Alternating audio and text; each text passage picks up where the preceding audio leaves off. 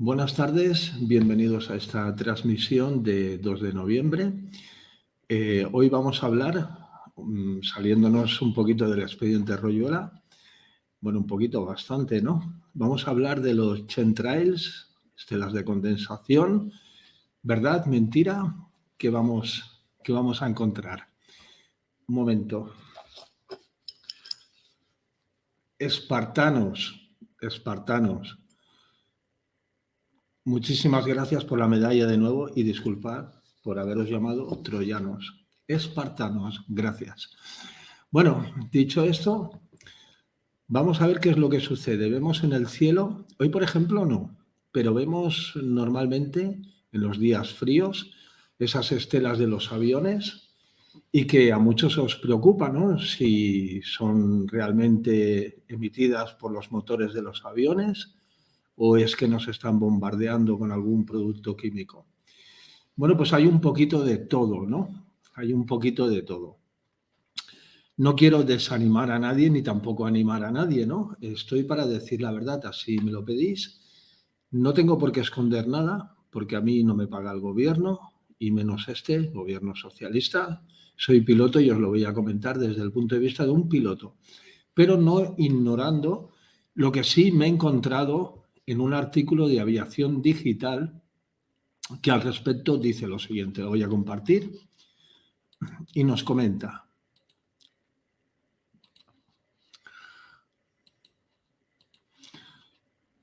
Bueno, nos encontramos lo siguiente. Esta noticia que salió en noviembre, miércoles 2 de 2020. No, esto debe ser, sí, bueno, debe ser una publicación reciente o lo que sea. Bueno, el caso es que salió esta noticia y nos dice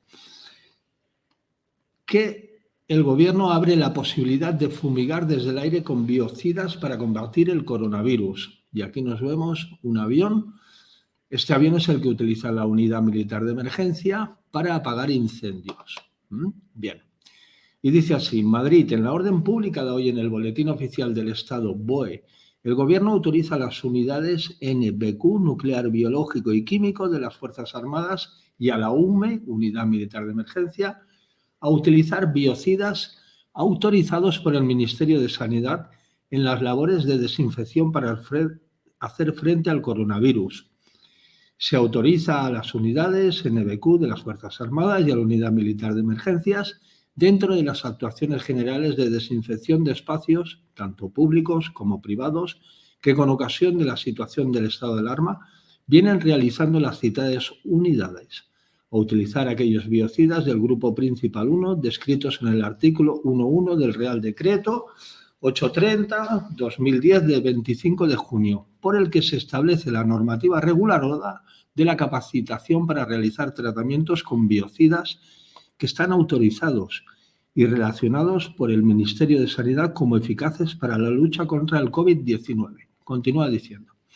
Asimismo, se autoriza a las unidades señaladas en el párrafo anterior a la utilización de procedimientos de desinfección aérea a través de las técnicas de nebulización, termonebulización y micronebulización para la ejecución de las referidas labores de desinfección. Y continúa el comentario que hace esta revista, que es Aviación Digital. Aviación Digital ha consultado con expertos en tratamientos aéreos fitosanitarios que unánimemente creen que la medida tiene poco sentido y poco efectiva, menos con los aviones que utiliza el Ejército del Aire, ya que no están preparados para este tipo de misiones. Uno de nuestros expertos nos comenta, en algunos sitios de Sudamérica lo están haciendo. Leemos de nuevo. En algunos sitios de Sudamérica lo están haciendo, aunque no le veo el sentido. Hacerlo desde tierra con vehículos como se está haciendo hasta ahora es más quirúrgico y menos contaminante. El problema está principalmente en el interior de los centros, autobuses, residencias, tal y como la experiencia nos está enseñando. Fumigar desde el aire es más contaminante y menos efectivo, teniendo en cuenta que las azoteas de los edificios no suelen estar muy transitadas y el producto al lanzarlo se expande de manera indiscriminada. En mi opinión, con los pocos datos de los que dispongo, este tratamiento casi no serviría para nada. Es lo mismo que usar el humo para aparentemente apagar fuegos, pero realmente lo que apagan es la opinión pública. Sentencia nuestro experto. Y recoge el mismo artículo, nota de última hora, última, habrán querido decir. El Gobierno acaba de aclarar que en ningún caso se indica que esto se vaya a llevar a cabo a través de aviones militares. Desde el Ministerio de Defensa aclara que el documento publicado regulariza unas medidas que ya se están llevando a cabo y que en ningún caso se efectúa con aviones, según indican a fecha 18 de abril de 2020. En la normativa, cuando dice fumigación aérea, es por aire, no desde el aire, explican, y señalan que medios aéreos corresponde a las técnicas de nebulización que aparecen mencionadas en el documento.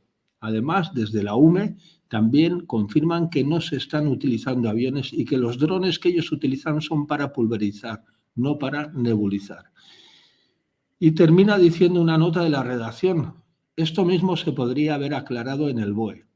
Cierto, lo podían haber aclarado en el boletín. Este gobierno es el gobierno del desgobierno.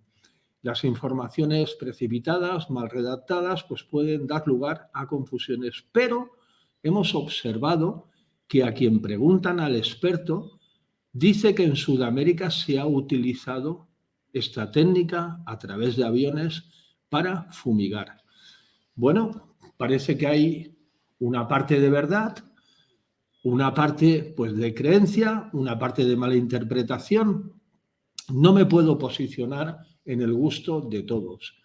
Simplemente voy a explicar como piloto, y es lo que explico a mis alumnos, al respecto de las nubes, le podemos llamar así, estelas de condensación. Y bien, para ello, pues os voy a dar la explicación que, como bien digo, doy a mis alumnos. Primeramente tenemos que entender qué es lo necesario para que se forme una nube. Una nube que en este caso es una estela de condensación. Bien, necesitamos lógicamente humedad y que esta humedad sea lo suficientemente grande o que la temperatura le acompañe para alcanzar lo que llamamos el punto de rocío. ¿Qué es el punto de rocío? El punto de rocío es la temperatura a la cual una masa de aire se puede manifestar. Una masa de aire con humedad se puede manifestar como una nube. Bien puede ser una niebla, bien puede ser un nimboestrato, como un nimbus, un cirro. Cirro es lo más parecido a las estelas de condensación que dejan los aviones y vamos a explicar el motivo. Pero bien, continuando con la humedad, para que se forme esta nube, tenemos que tener en cuenta, y lo podéis comprobar, en la página, pues por ejemplo, simplemente clicáis en Google o en cualquier navegador, METARTAF, ponéis Barcelona, ponéis Madrid, la ciudad donde habitéis, y os saldrá allí los datos del aeropuerto donde estéis mirando esta información. Encontraréis que hay un punto en el cual dice humedad relativa y sigue acompañado, aparte de la temperatura que tiene ese aeropuerto, de lo que es el punto de rocío. Y os voy a enseñar una técnica para poderlo calcular. Supongamos que tenemos un aeropuerto con una temperatura de 28 grados y la humedad relativa es del 70%. ¿Qué nos falta para alcanzar el 100%? Un 30%. Bien, este 30%, si lo dividís entre 5, nos daría 6. Y esta cantidad se la restáis a la temperatura que habéis encontrado en ese aeropuerto, hemos dicho de 28 grados, restándole 6 a 22 grados más o menos, porque va a depender también de la presión, pues nos podemos encontrar el punto de rocío. Bueno, dicho esto, vamos con los aviones.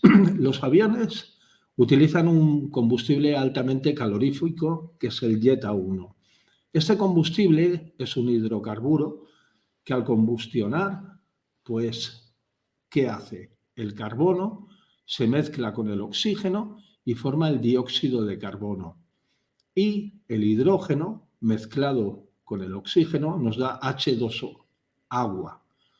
y es lo que expulsan los aviones cuando la temperatura es la adecuada para que suceda este fenómeno. Tenemos que saber también que el vapor de agua, las gotas de agua, no solamente se pueden manifestar como gotas o como granizo o como nieve por temperaturas inferiores a 0 grados.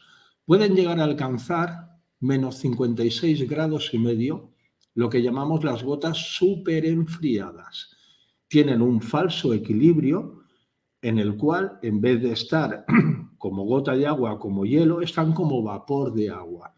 ¿Y qué necesitan? Necesitan un núcleo de condensación que generalmente es la sal, que es higroscópica, es decir, tiene mucha afinidad al agua y produce ese nacimiento de la gota en el cual millones y millones de microscópicas gotas se van juntando en el fenómeno que llamamos coalescencia. Se va formando una bolita, va creciendo hasta que conforma la gota que por gravedad nos cae. Pero repito, nos podemos encontrar estas gotas súper enfriadas a menos 56 grados y medio. Y se produce otro efecto también con el vapor de agua, que es el siguiente, la sublimación. Conocemos el agua en 3 estados: vapor de agua, líquido y sólido, que es el hielo. Pues bien, muchos pensaréis que de vapor podemos pasar a agua inmediatamente. Pues no. Cuando la temperatura es muy, muy fría, va a depender de la tensión de vapor, de la humedad, de esas gotas de agua, que obvie pasar por el estado líquido. Se traslada directamente al sólido, es decir, vapor de agua que se traslada al sólido. Podéis realizar un experimento. Si el tiempo acompaña, con estas temperaturas que tenemos es un poco difícil, pero cuando estemos entrado el invierno y tengamos una temperatura adecuada y estéis en algún sitio de montaña, una estación de esquí, podéis hacer la prueba, ponéis a hervir agua y bien la lanzáis por la ventana, mirando de no quemar a nadie, ¿no? Esa agua caliente, muy caliente, o con algún pulverizador que sea metálico para, si es de plástico, pues os fundirá o puede obturar el pulverizador, y lo probáis y veréis en temperaturas pues de menos 10, menos 15 grados, como esa agua caliente hirviendo al pulverizar no se convierte en líquido, se convierte en pequeños cristales de hielo. Es lo que llamamos el efecto de sublimación. Pues esto es lo que sucede con las estelas de los aviones que vemos en el cielo. Y decís, bueno, ¿y por qué duran tanto? Pues va a depender del entorno que tengan, de la masa de aire que tengan. Si es muy fría, pues puede permanecer allí tiempo, puede permanecer 3 días, 5 días, una semana, a menos que por temperatura se disipen o que por viento pues las aleje o las disipe también. Es decir, bajaría la humedad relativa en ese caso, se volvería a transformar en vapor y dejarían de existir estos cristales de hielo, que es lo que nos puede el cielo dejarlo completamente rayado. Hoy no he observado ninguna, porque la temperatura debe ser bastante más alta o debe ser una temperatura bastante normal a la altura que están circulando los aviones. Tener en cuenta que en Europa nos podemos encontrar en los momentos más críticos, digo críticos, de mucha circulación aérea, pues unos 17.000 vuelos tranquilamente, ¿no? Podéis observarlo, hay páginas para ello que pues os muestran los tiempos de vuelo reales que hay al momento, ¿no? Hasta incluso algunas aplicaciones, podéis elegir alguno de los aviones y os da información, el modelo de avión, la ruta que lleva, la altitud que lleva, la velocidad que lleva, es decir, muchos datos, ¿no? Pero veréis que es una maraña, una telaraña de rayas que nos dibuja, nos indica por dónde están circulando los aviones. Claro, todo esto nos puede dar en este cielo que encontremos pues líneas paralelas, líneas que se cruzan. Algunos me preguntabais en la manifestación, bueno, y es que Si se cruzan, ¿cómo es que no chocan? O sea, como desvirtuando o queriendo decir que no eran aviones. Pues sí, son aviones, y tener en cuenta que la separación que tenemos de un avión a otro acostumbra a ser en vuelos de instrumental de 1000 pies de altura. Es decir, aunque veáis dos líneas que se cruzan, tenemos 1000 pies de separación para evitar el choque, ¿no? Y bien, esto es todo lo que os puedo informar al respecto sobre las estelas producidas por los aviones. Añadiros también que hay otro tipo de estelas que podemos encontrar sobre todo en los despegues y aterrizajes de los aviones, y siempre y cuando la humedad relativa sea muy alta y que haga frío. ¿Qué es lo que sucede? Cuando despega un avión o aterriza un avión, está produciendo sobre los planos de las alas una baja presión.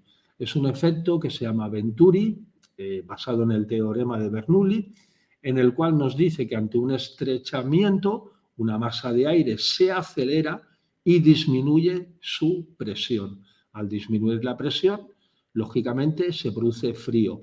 Si ese frío es el suficiente como para alcanzar el punto de rocío, podemos ver aviones que en la punta de las alas es donde se produce este fenómeno, o quizás en algunos encastres.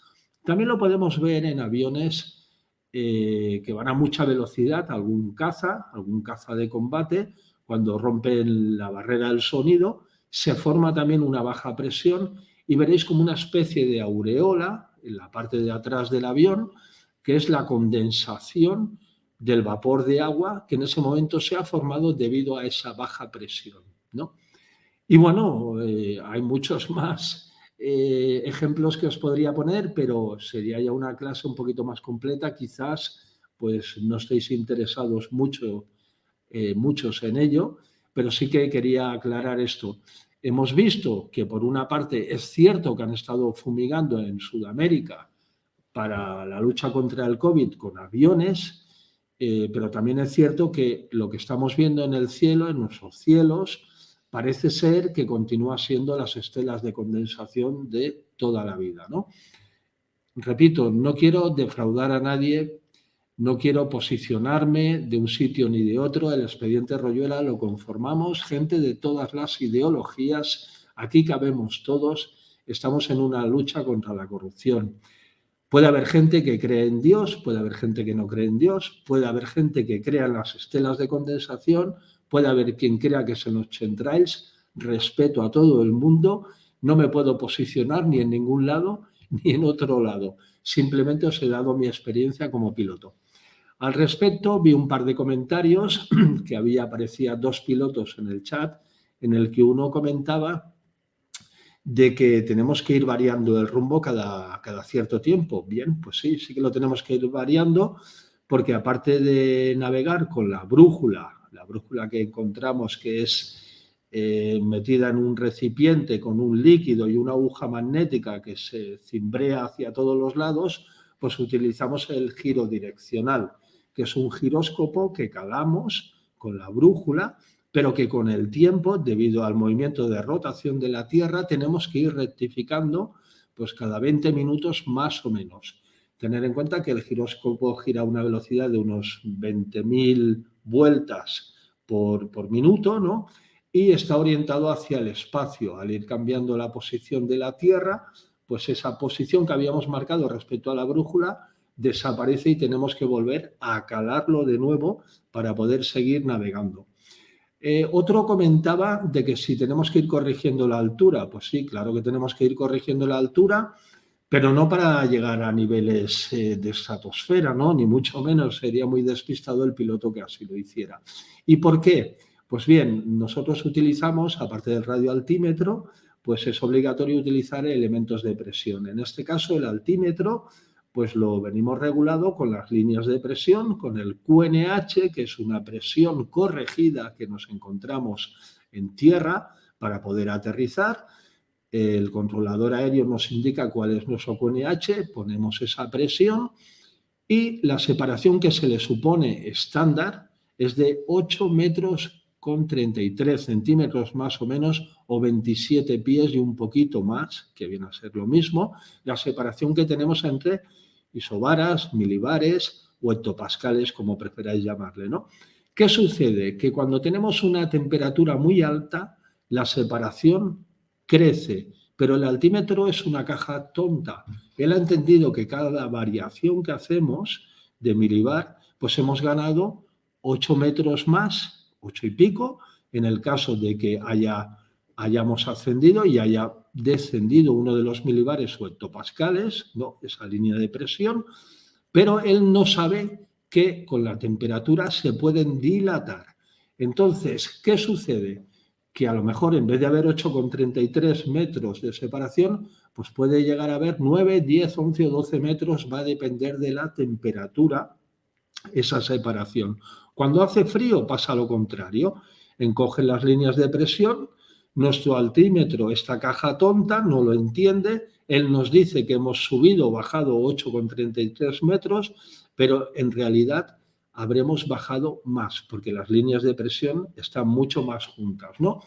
Estas correcciones de altura, pues nos las viene dando el controlador aéreo en la ruta que estamos haciendo y también, por supuesto, antes de partir, si salimos de un aeropuerto controlado o al aterrizar en otro aeropuerto, el controlador aéreo nos indica el QNH que hay en ese punto para poder aterrizar. Bueno, espero haber aclarado dudas y no crear ninguna polémica, ¿no? ¿Qué más comentaros? Estamos preparando, como os he dicho, lo del 11M al respecto. También había visto algún comentario que me decía si no voy a hablar de quién puso los artefactos y tal. Bueno, lo vamos a ver desde un punto de vista mucho más amplio para hacer un razonamiento y también deciros que intervenimos allí con el ánimo de ayudar a la justicia y estamos a la espera de que nos devuelvan cierta documentación que hemos vuelto a reclamar. En el próximo programa intentaré hacerlo este viernes, dado que el sábado viajamos mi padre, Ali, el que está en Barcelona, y yo al Líbano para ver a Santiago. Estaremos una semana allí y también esperemos que podamos hacer un programa desde allí y que sea el propio Santiago quien nos salude. Pues nada, agradeceros a todos vuestra atención, espero no haber sido muy pesado, espero no haber defraudado, ni tampoco haber creado emociones ni expectativas que no estén de acorde con la realidad. Agradeciendo vuestra atención, buenas tardes, nos vemos.